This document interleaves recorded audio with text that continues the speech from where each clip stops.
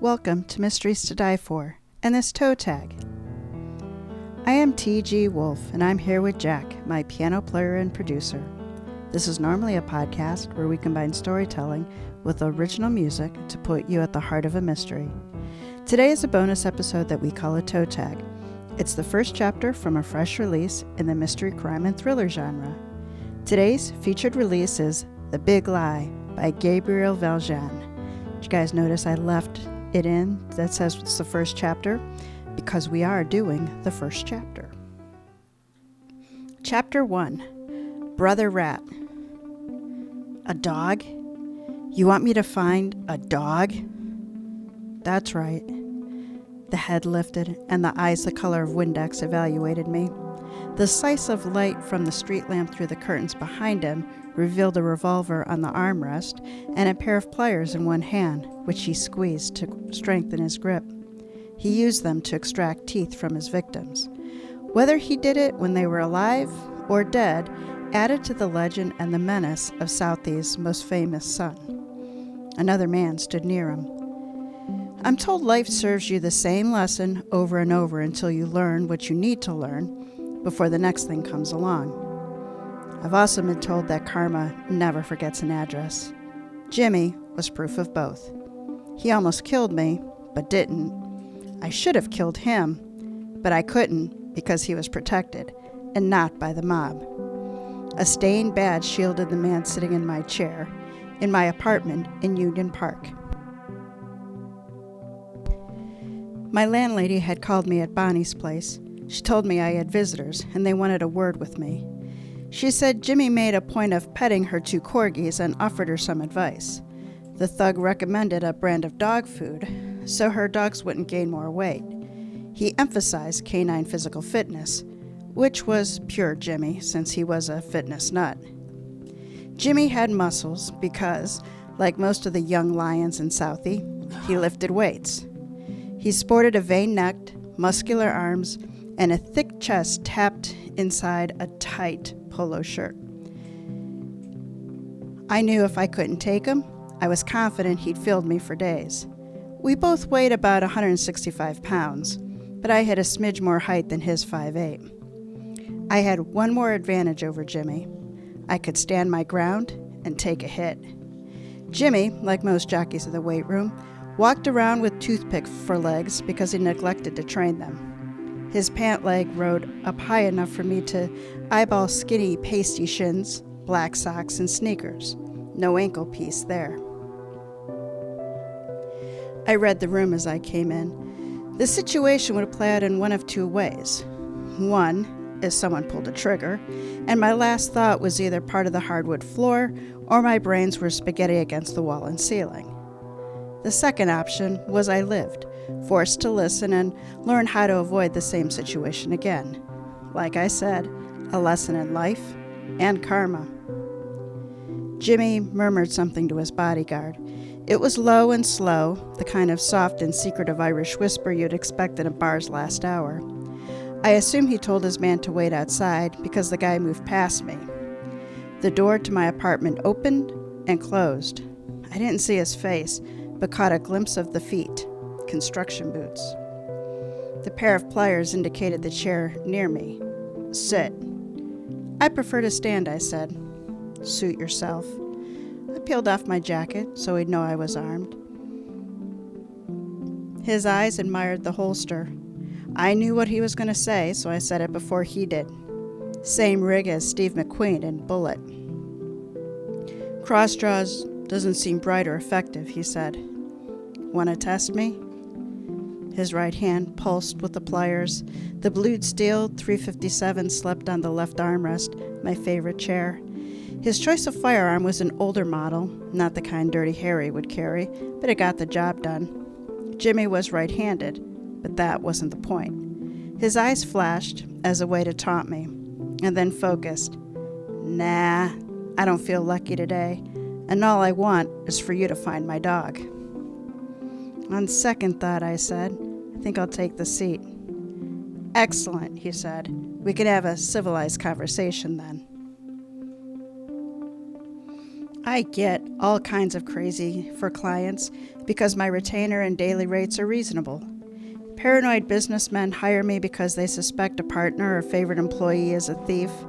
Neurotic spouses hire me because they say a frequent flyer for a phone number on a bill from Ma Bell, or odd charges on their dearly beloved statement from American Express. Bonnie told me family law was the worst, and I agreed, but it pays the bills.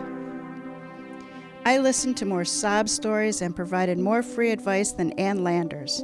In short, I've handled embezzlement, fraud, infidelity, and, on occasion, missing persons, in addition to arson, murder, and narcotics.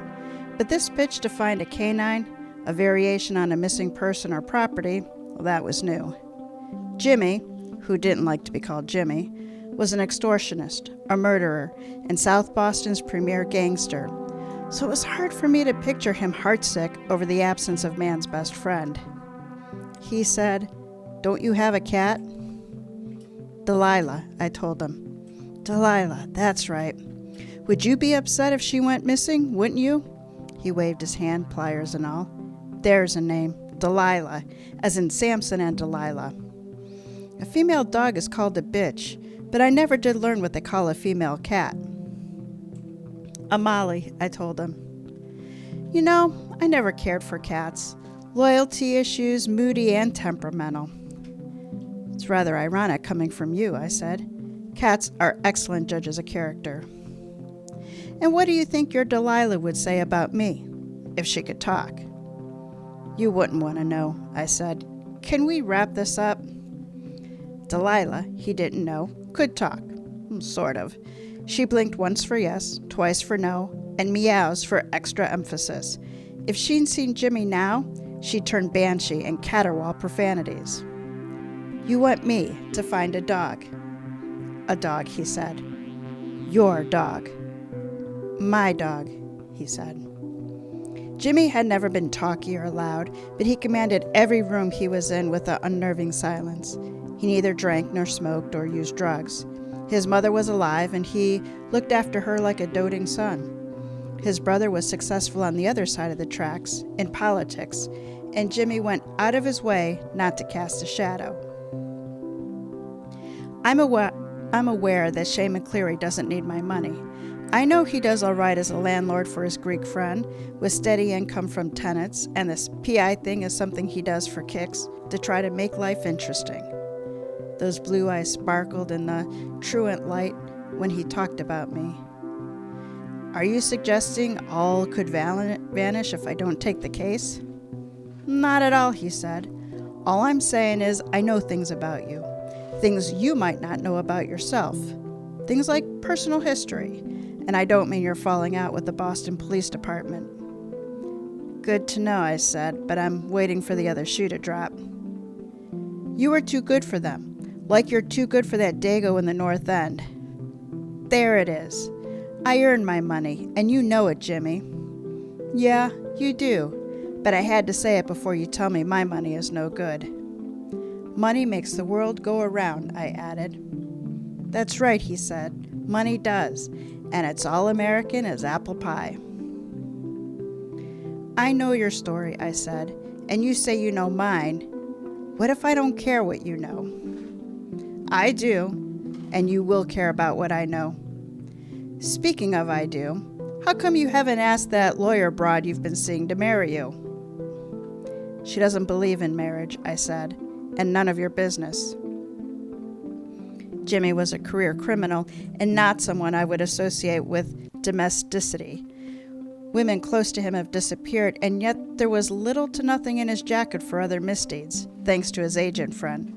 Any priors going back to his teen years, like larceny, splatter of robberies with a dash of assault and battery, that was smoke on the water. "Work this one case for me, Shane. That's all I ask. I'll pay you your rate and throw in a personal history as a bonus if you find my dog." "Personal history? You haven't read it or seen it," he said. "Trust me, this is something you don't know." "You said it yourself. I don't need the money, Jimmy. And as for your teaser about history, what if I don't care?" He stared at me. He was Windex, and I was a dirty glass. You will, I promise. That's your problem in life, Shane Cleary. You care, and this one time, Jimmy is going to set you straight. Jimmy was as volatile as a bucket of gasoline, and he liked to test boundaries. All he needed was fumes and a lit match. Like the time someone called him Old Blue Eyes in one of the taverns on Broadway. The poor souse probably meant it as a compliment after one too many beers. Jimmy didn't see it that way. He especially hated Sinatra, the way he detested all Italians, so he stomped the guy's face in. His eyes glanced down at the weapon under my arm. The holster was such that the gun pointed up at the armpit. His eyes met mine. Did you know my old man lost an arm? Crushed between two rail cars. You would have liked him, Shane. He was a quiet, proud man. What we would call socially conscientious today. He'd clerked here and there at the Naval Yard, but he never worked a full-time job after he lost that arm. That was a tough break, I said. Our fathers had something in common. Being Irish was my first thought, but I waited for it through tight teeth. I wanted to punch him in the face for making any comparison between us. I thought I should have killed him when I had the chance. I wouldn't lose sleep over that either. We're alike, you and I, he said. First the teaser and now flattery. I'll bite. How do you figure we're similar? We're both damaged, he said. You came home from the war, changed, like your old man. I couldn't resist. I went to Vietnam. What's your excuse? That made him smile and say, You know how we're alike? Don't know, Jimmy. Maybe some people would call us rats. Me for my time with the BPD, and you, well, you know. His face didn't flinch or register emotion. We're alike because we both believe we're doing the right thing. I waited for the rationalization. How what he was doing with the FBI helped South Boston, his people, the maligned Irish.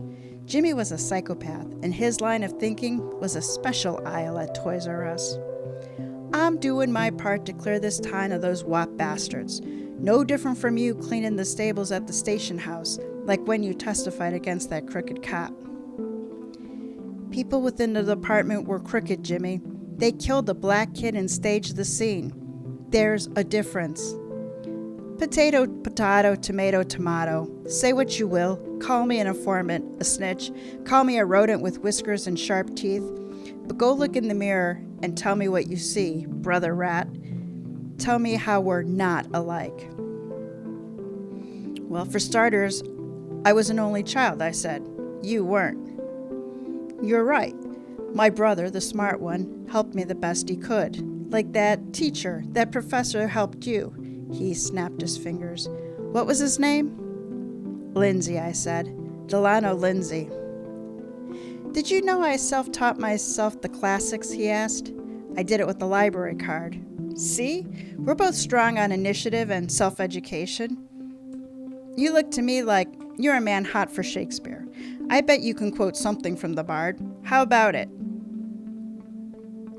The Prince of Darkness is a gentleman. Lear, I said. Jim wagged a finger. That's good, but let's talk shop now.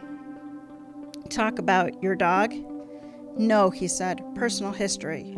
Your old man went the way of Hemingway, didn't he? My blood rose. Several long seconds died between us, about the amount of time it took for one of Ray Guy's punts to land downfield. I'll let you in on something you didn't know about the day he died. He did a Hemingway. Through clenched teeth, I told him, I know all I need to know about my father. Thanks. Do you? He asked. To you, your father should be as a god, Midsummer's Night Dream.